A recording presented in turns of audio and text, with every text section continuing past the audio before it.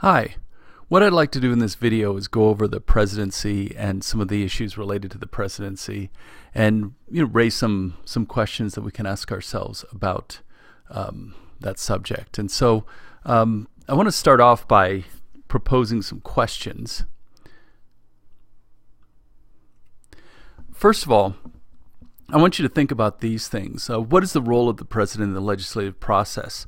We looked at the legislative process when we studied Congress, and we will be looking at it again, hint, hint, in a future assignment. So think about ways the president can affect bills going through Congress. The president may not have a vote, but he certainly can have a say in what goes on at Congress. What are the president's options once Congress passes a bill? We'll talk about that in a little bit. I don't know why I keep saying we. My dog's here helping me, but she's asleep.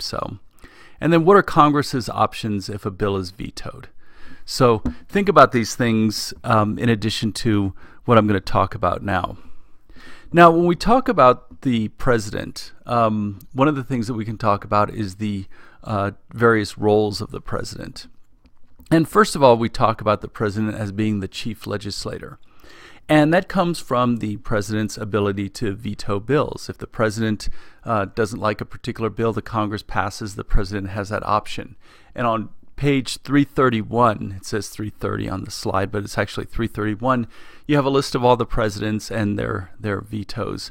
And I'll talk a little bit about vetoes in momentarily.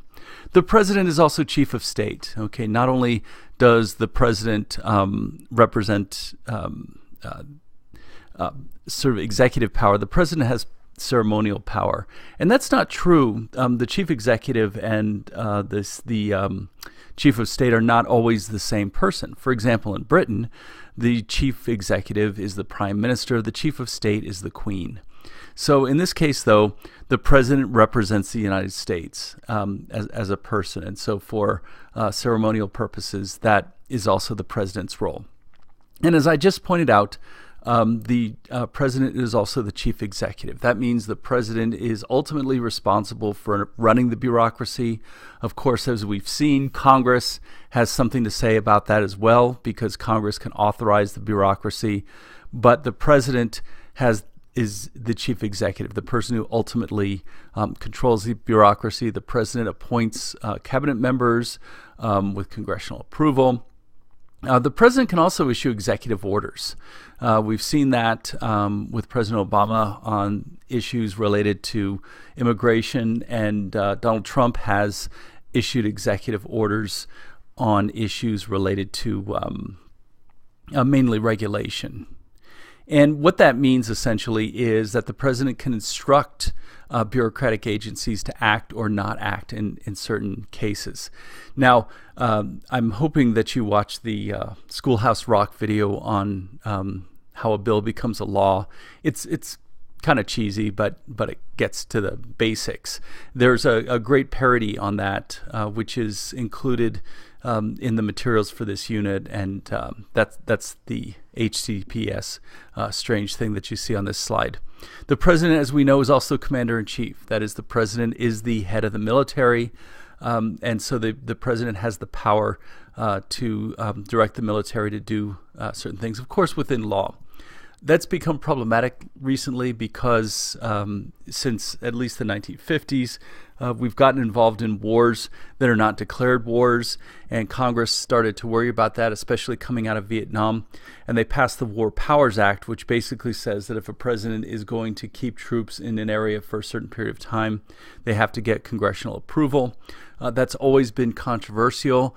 The president has generally argued that the War Powers Act is an unconstitutional restriction on presidential power, but Congress argues that it's necessary for them to fulfill their function. When the Constitution was written, the way you would go to war is actually declare war. And you find today that we're involved in a lot of conflicts where we haven't actually declared war. Syria, for example. So Another thing to think about in terms of that is Congress does have the power of the purse, which can limit the president, of course, because if the president does have money to send troops somewhere, that becomes a problem. Although presidents have dealt with that in very creative ways. Teddy Roosevelt wanted to send an armada of ships around the world, and Congress didn't really want to have him do that. He had enough money to send them half around the world, so he did that, and Congress had the choice between leaving those ships somewhere on the other side of the world or bringing them back. And of course, they voted to bring them back. So the fact that the president does have some kind of the ability to initiate certain things does put Congress in certain areas. The president is also the chief diplomat. We're seeing this now with North Korea and the negotiations that are going on between the Trump administration and North Korea, and the possibility that the president will meet with the leader of North Korea. There are two kinds of actions a president can take. One is something called an executive agreement, which is an agreement that the president makes with another country. Executive agreements are binding, but a president can also choose to ignore an executive agreement. So if, for example, President Obama had engaged in an executive agreement, or executive agreements that President Obama has engaged in, President Trump can choose to ignore. The other agreement or diplomatic initiative the president has is to negotiate treaties, but treaties do have to be approved by the Senate. Now, there are a lot of different ways we can talk about the presidency and presidential power. One is the analysis by Richard Neustadt. He was a very prominent political scientist in the 1960s. Kennedy supposedly read Neustadt's book a number of times. Kennedy was a speed reader, so that's hardly surprising. And what Neustadt argues is that a president cannot basically command, or if a president does command, it leaves problems. And some of the examples that Neustadt used was Truman's dismissal of MacArthur during the Korean conflict. Basically, what had happened is Truman had limited MacArthur in terms of General MacArthur in terms of what strategies he could take. MacArthur kept ignoring Truman's orders, and finally Truman dismissed him. And even though Truman had the power to do so, it led to some political issues with Truman. And so the argument that Neustadt makes is the president has power not by his ability to command, but basically by his ability to bargain. That is, there are a lot of people who have power in Washington, interest groups, Congress. We've studied all of this. And so the president is the chief bargainer because the president has some big chips: the power to veto, the power to control or at least direct the bureaucracy to do certain things. And so it becomes important that the president be able to make deals with people as a means of getting legislation through. More recently, this has become a problem because in the past, in order to become president, at least when Neustadt was writing, to become president, you really did have to bargain. You had to bargain with party elites to get the nomination. After 1968 and really going into 1972, the process for selecting a president was changed, and we went more to primaries and caucuses, where the skill that a president had was more about appealing to the masses rather than bargaining with party leaders. And that made a bargaining president a little bit problematic, although we have seen presidents since then who were good bargainers. Certainly Ronald Reagan had that ability, and Bill Clinton as well. However, more recently, Sam Cornell has argued that now the president's resource is more about going public.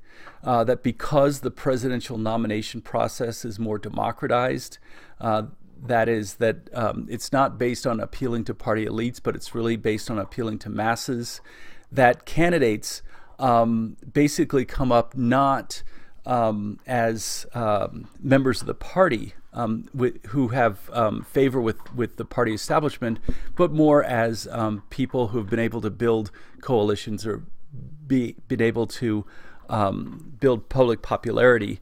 Ronald Reagan was the example that Dr. Cornell used, but of course we can think of Donald Trump as an extreme example of this. He really didn't have many ties to the Republican Party before running for president. He was a celebrity, a real estate mogul, not much political experience, and he was able to get the nomination for the Republican Party and then obviously become elected president. Cornell points to Ronald Reagan as an example of this new kind of president because Reagan had a background as an actor and he knew how to use television. And so when he needed things at times, what Reagan would do is go on television and appeal to people directly. And because he was so good on television and so skillful at selling things on television, he was able to use going public as a means of getting support for his proposals, even though many times he was dealing with the Democratic Congress that did not necessarily support him. Later presidents have not been quite so successful at that, mainly because they didn't have Reagan's background. Certainly Clinton and Bush and other Bush and Obama did not quite have Reagan's ability to go public, and it may be a reason why they weren't as successful in getting legislation through as Ronald Reagan was. And of course, now with Donald Trump, we have another question, because when Cornell was writing about Ronald Reagan, the big medium was television. And it was a big deal because television's visual and all of that. Now, we have something that's even more immediate to the president. When Ronald Reagan wanted to get on TV, he still had to get the permission of the media. He still had to, set up a press conference, things like that. Donald Trump now can just go get on his phone. I don't know how he does it. Maybe he gets on his computer, type out a tweet, and completely dominate the agenda, or at least dominate the news. And so there's a question, and President Obama was actually quite good with handling social media, but now with this new media where the president can immediately get in touch with the people, we might have a different version of going public going on, where even well, here's another example of this. If you want to see Donald Trump, you can go on Facebook, and when he has his rallies, you can watch them live on Facebook. And so he doesn't even need the mediation of a press secretary in the media. He can go directly to the people using social media. Presidential popularity, I want to say a couple of things. Look at page 332, and you'll see a graph that shows the different levels of presidential popularity. And you can see where at times the president has been very popular. Certain things can drive down a president's popularity. One of the things that they've found is that crises increase presidential popularity. So if you look at right after 9/11 at George Bush's popularity, or right after the Cuban Missile Crisis, even or the Bay of Pigs, it doesn't even have to be a good crisis. People tend to rally around the president. However, as the crisis goes on, the president's popularity can go down. So, for example, when the hostages were taken in Iran, immediately President Carter's popularity went up. But as the hostages situation kept going and going and going, President Carter's popularity went down. I will start another video by beginning with presidential character and talk about a few things there.